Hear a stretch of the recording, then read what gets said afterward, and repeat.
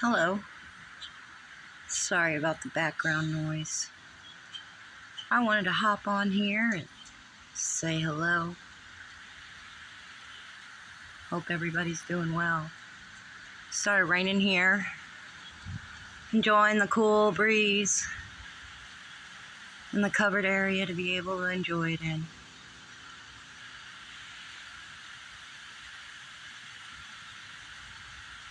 I wanted to get on here and I had some thoughts, and throughout time people have asked me, do you think can God read your mind?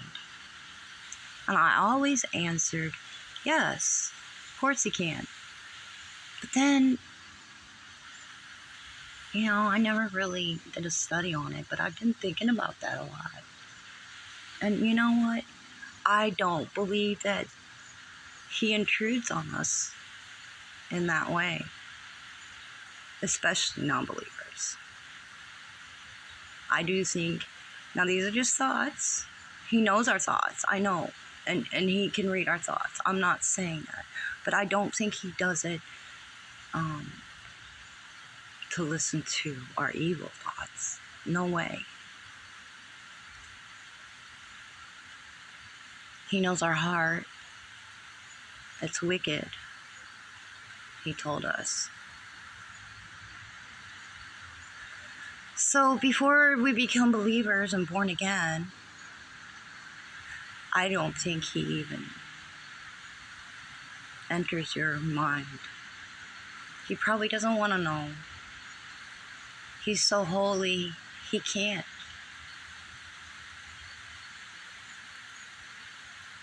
He can't dwell in a house of chaos.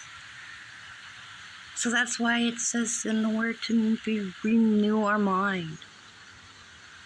And why Jesus said we have to invite him in to sup with him and us, for him to sup with us, for us to have our thoughts on him. Invite him into your mind.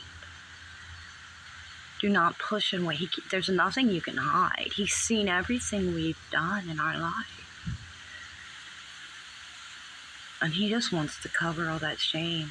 And when you talk to him, just like you talk to a father, a friend, a brother, a sister, a mother, a dad, that's who he wants to be and more.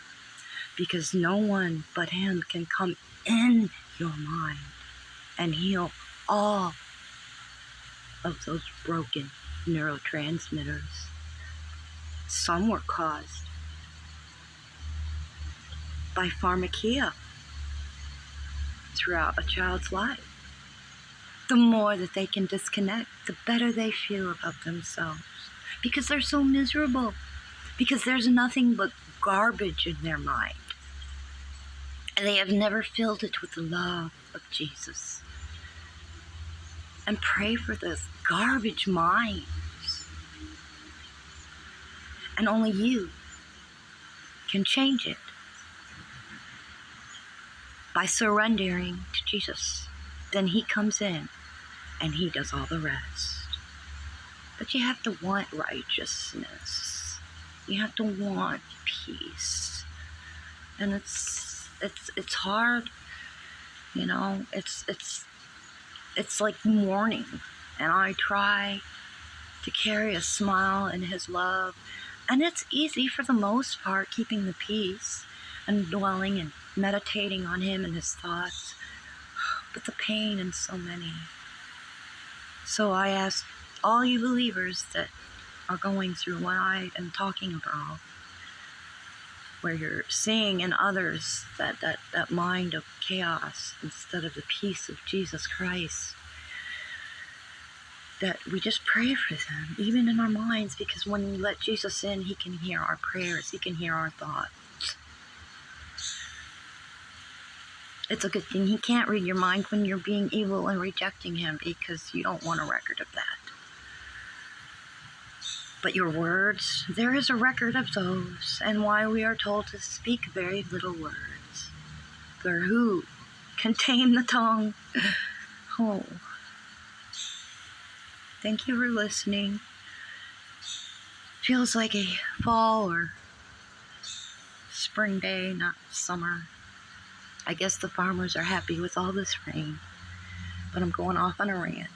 But thanks for listening, and let's keep letting Jesus in your heart and mind so our wicked ways will change, because he can and will if you ask him.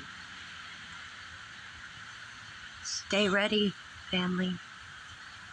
I love you.